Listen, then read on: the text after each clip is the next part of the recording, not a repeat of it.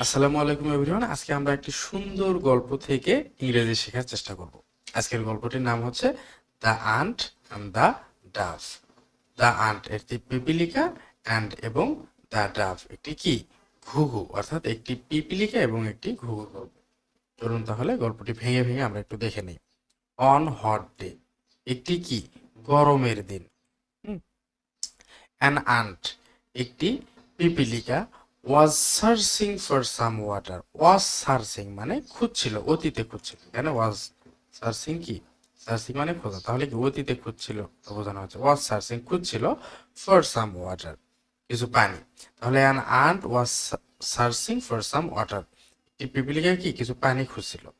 After walking around for some time, দেখুন after walking around কিছু for some time কিছুক্ষণ ঘোরাঘুরির পর বা হাঁটাহাঁটির পর, এই যে after walking around, walking around মানে কি আশেপাশে হাঁটাহাঁটি করা, ফর সাম টাইম কিছু সময়ের জন্য।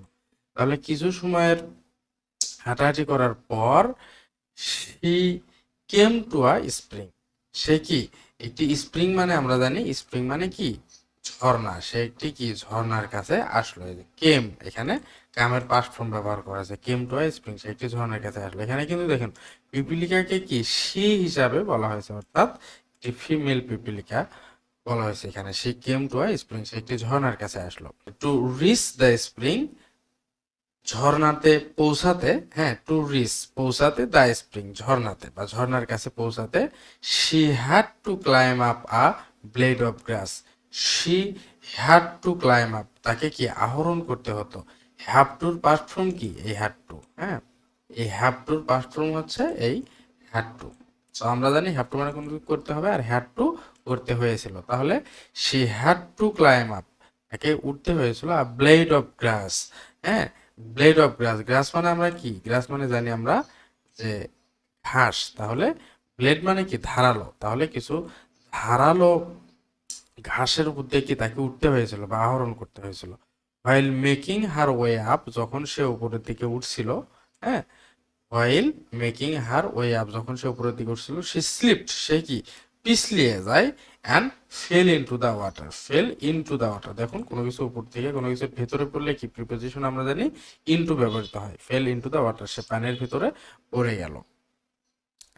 শি কুড হ্যাভ ড্রাউন্ড, কি সে ডুবে যেতে পারতো। কুড হ্যাভ, এজ হ্যাভ এর পর এখানে ড্রনের পাস্ট পার্টিসিপল ফর্ম ব্যবহার হয়েছে, হ্যাঁ শি কুড হ্যাভ ড্রাউন্ড, সে ডুবে যেতে পারতো। If a dove up are nearby tree had not seen her, হ্যাঁ ইফ আ ডাব, যদি না একটি ঘুঘু কি কাছাকাছি মানে উপরে কাছাকাছি একটি গাছের ডাল থেকে তাকে না দেখতো। সিং দ্যাট, সেটা দেখে, সিং দ্যাট মানে পিপলিকাকে ডুবে যেতে দেখে বা পানির মধ্যে পড়ে পিপলিকা নড়াচড়া করতেছে এটা দেখে, the ant was in trouble. ও আচ্ছা, seeing that the ant was in trouble মানে এটা দেখে যে পিপলিকা কি সমস্যার মধ্যে আছে, ঘুঘুটি এটা দেখার পর, the Dove quickly plucked a leaf, হ্যাঁ দ্য ডাভ ঘুঘুটি কুইকলি দ্রুত, প্লাকড আ লিফ, প্লাকড মানে কি উকড়িয়ে ফেলা বা তুলে ফেলা, হ্যাঁ প্লাকড আ লিফ মানে একটি গাছের পাতা উকড়িয়ে ফেললো, and dropped it into the water. Drop মানে কি ফেলে দেয়া, ড্রপ মানে ফেলে দেয়া, সেখান থেকে ড্রপড হয়েছে মানে ফেলে দিল, ইট ইনটু দ্য ওয়াটার পানির মধ্যে ফেলে দিল, নিয়ার দ্য স্ট্রাগলিং আন্ট, অর্থাৎ পিপিলিকা যেখানে স্ট্রাগল করছিল বা বাঁচার জন্য আকুতি করছিল, নড়াচড়া করছিল, সে তার কাছাকাছি কি পাতাটি ঘুঘুটি ফেলে দিল।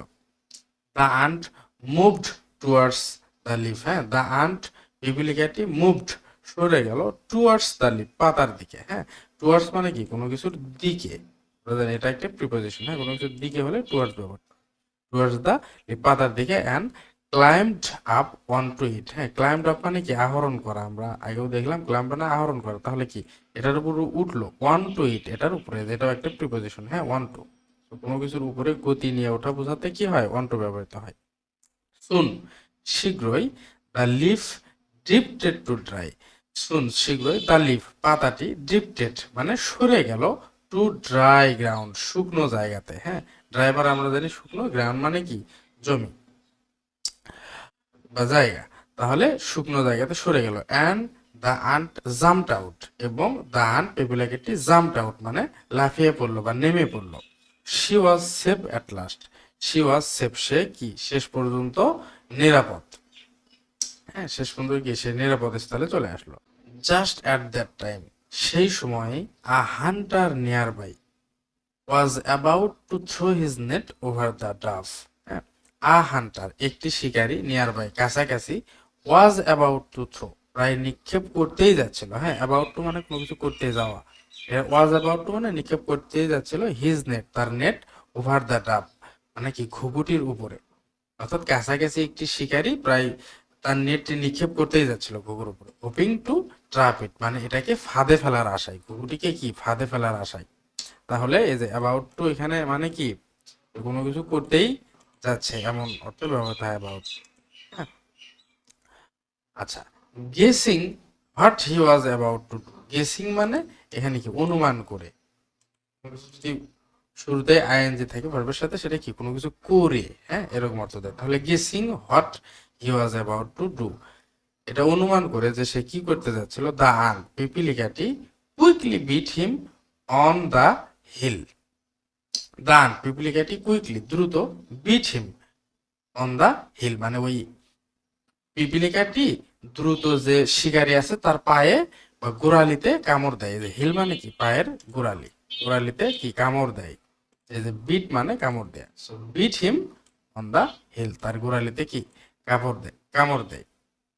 ফিলিং দ্য পেইন, এই যে ফিলিং, এখানে ফিল থেকে ফিলিং হয়ে যাবে শুধু। তাহলে কি ফিল মানে অনুভব করা, আর ফিলিং মানে কি অনুভব করে। তাহলে ফিলিং দ্য পেইন, ব্যথা অনুভব করে। The hunter dropped his net, the hunter শিকারিটি, ড্রপড ফেলে দেয়, হিজ নেট তার জাল, হ্যাঁ তার জাল নিচে ফেলে দেয়। The Dove was quickly to fly away to safety, এবং ঘুঘুটি কি দ্রুত নিরাপদ স্থানে উড়ে যায়। তাহলে এখানে দেখুন এটার মোরাল কি, one good turns begets another, একটি ভালো কাজ আর একটি ভালো কাজের জন্ম দেয়। হ্যাঁ, পিপিলিকাটি যে পানির মধ্যে পড়ে গেল সেটা দেখে ঘুঘুটি উপরের একটি ডাল থেকে পাতা ফেলে দিল, এবং সেই পাতার উপর ভর করে পিপিলিকাটি নিরাপদ স্থানে চলে আসলো। একটু পর আবার কি পিপিলিকাটি ঘুঘুটিকে সাহায্য করলো। এই হচ্ছে ছোট গল্প, আশা করছি আপনারা বুঝতে পারছেন। সো এরকম আরো অনেক অনেক গল্প পেতে আমাদের চ্যানেলটি সাবস্ক্রাইব করে আমাদের সাথে থাকুন। কেমন লাগলো ভিডিওটি আপনাদের মতামত জানাবেন। দেখা হবে পরবর্তী কোনো ভিডিওতে, ততক্ষণ ভালো থাকবেন, সুস্থ থাকবেন, আল্লাহ হাফেজ।